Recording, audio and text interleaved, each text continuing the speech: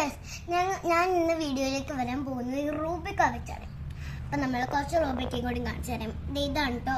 ഈ വീഡിയോയിൽ ഞങ്ങളുടെ നാട്ടിൽ റൂബിക്ക നെല്ലിക്ക അച്ചാറ്, പിന്നെ ഉപ്പിലിട്ട റൂബിക്ക, പിന്നെ വെറുതെ കഴിക്കാം. നല്ല പുളിയുണ്ടായിട്ട് ഈ റൂബിക്ക നമ്മളിന്ന് ചെയ്യാൻ റൂബിക്ക ഉപ്പിലിട്ടതാണ്.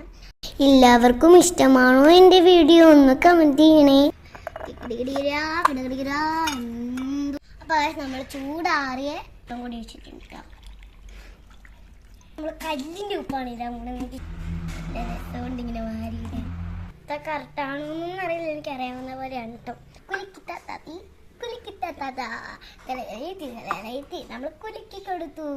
ഞാൻ ഉപ്പിലിട്ടിട്ടുണ്ടമ്മ. എൻ്റെ ഉപ്പിലിട്ട ഈ വീഡിയോ ഇഷ്ടപ്പെട്ടെങ്കിൽ ലൈക്കും സബ്സ്ക്രൈബ് ഷെയറും ചെയ്യണം. Bye bye. Sharing, commenting, tata, bye bye.